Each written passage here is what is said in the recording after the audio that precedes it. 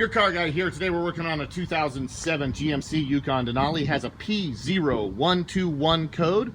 I'm going to show you what things you're going to need to check and how to kind of walk through the diagnostics here. So P0121 is for the throttle position circuit.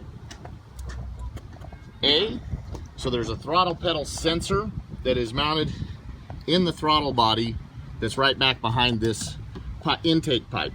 To get to it, we'll need to do a few things. First, we'll remove the engine cover. Just pull straight up at the front, then pull towards you, and it'll come out. You'll see it has two rubber grommets here underneath, and then locking tabs that lock it in. We'll just set that to the side. Next thing you're gonna need to do is take the clamp right here on the throttle body intake loose, and then also the clamp right here, so we can remove this entire intake portion. Now you do also have a push-in fitting that holds this hose clamp in place. You can simply pull that right out, okay? Once you have your clamps loose, pull forward to get them out. Now you do have a lock tab right here on top of the intake that's a rubber lock tab. All you're gonna do is pull up that back part of the intake there. So if we reach in and we pull this up off that, now we can pull forward to release the throttle body intake piping off and pull it loose from the air box. We'll set that out of our way. Now you do have this PCV hose. Make sure you plug that back into the hose that's right here when you put it back together. Now, this gives us access to the throttle body. So inside here, this is the electric motor that actually opens and closes the butterfly. You'll have a couple of things happening here. You have the controls from the computer that are coming in telling this what position to open this to and to close it to. Then you also have a sensor that's built into this outer plastic portion that senses what's the position of this at any given time. And the code that we're getting, that P0121, is because it's sometimes losing the position here. Now, important thing to remember is it's not always just a bad sensor. We want to inspect the wiring. Now, on this vehicle, we have traced the wiring back, and back at the back of the engine, back where it's kind of hard to see. I'm going to zoom in here. Our wiring was running right over that bolt that is on that mounts the coil at the back of the engine on the passenger side valve cover. So we've pulled it away from that. We checked the wire. Don't see any obvious damage, but quite likely if it was starting to arc across to that, it could give us a bad reading. Now, we'll want to remove our throttle body and clean it. This one's already been cleaned. You can see I don't see any oil or grease in it. That's because we cleaned it really well. All you've got to do is take out these two nuts and these two bolts at the bottom and unplug your electrical connector here. To unplug your electrical connector, you have to pull back this gray lock, and it's going to come straight out to the side.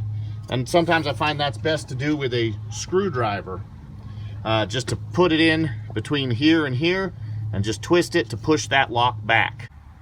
Remember, folks, whenever you clean the throttle body, you're going to have to do a idle relearn procedure. What happens is the gunk that's on the throttle body builds up and the car adjusts via the computer to relearn the position of the throttle body to compensate for that gunk. When you take that gunk away, it's going to idle way too high, usually. So what you do is a idle relearn procedure, which involves turn the ignition on, start the vehicle, let it idle in park for 3 minutes. Shut it off, wait a minute, start it back up, another 3 minutes, shut it off, wait a minute, start it back up, wait another 3 minutes. If that doesn't work, you're going to need to take it on a drive. And that drive will mean a good drive, 50 plus miles, out on the interstate where you can accelerate and decelerate, but keep it above 44 miles an hour. And you want to do several acceleration and deceleration runs. After you do that, come back and do the idle relearn again. And it should work. If it doesn't work, then you're probably going to have to take it to the dealer where they can hook it up to the Tech 2. But if it doesn't work the first time, just keep trying it. Keep trying again and again and again, and eventually they'll usually learn the procedure. So you can see you can just place your screwdriver right in here and twist to push this lock back and get it to pop open. Once it's back, you then push down on the tab that's right inside of there to unlock it. Sometimes it needs a little extra pressure, and you'll a lot of times hear it click as it comes out. So you hear that click, and then you just simply pull that plug out. Pull that plug off. With the plug off, you can now remove the throttle body. Now, it's possible that this sensor is bad. If so, we're just gonna, if you can get just the sensor, we'll replace just the sensor. Otherwise, you'll replace the whole throttle body unit, which will get much more expensive.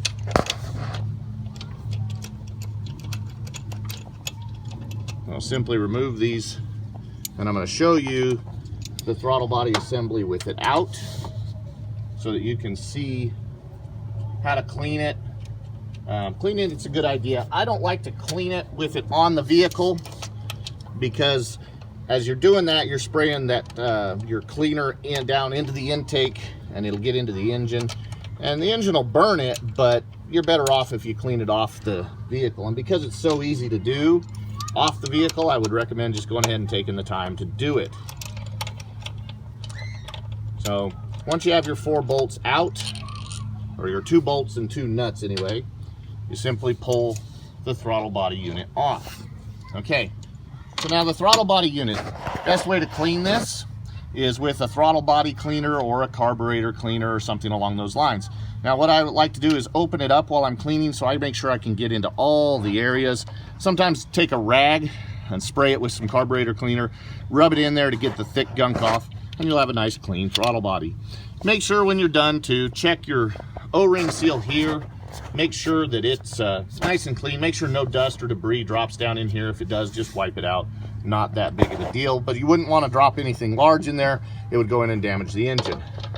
Then you could simply reinstall if you're putting a new throttle body on, and bolt it back up, everything in reverse order. Or if you're able to just get the sensor portion, you simply pry off these clips, and there are 6 of them going around, and then you would replace this whole black piece here, which contains the sensor, and then a pass-through connector that connects to the motor. Make sure those pass-throughs are about that long, are in there when you put it back together. Otherwise, it's not going to move the throttle at all, and you'll have an open throttle code. So this is your car guide, folks. That's how to check out, replace the throttle body position sensor. It's a very quick and easy job you can do at home without too much trouble at all. This is your car guide. Don't forget to subscribe, like, and share our videos. Help us grow this channel. And if you have any questions, feel free to send me a message. I will answer all the questions as quickly as I can and try to help you with your vehicle. This is your car guy signing off.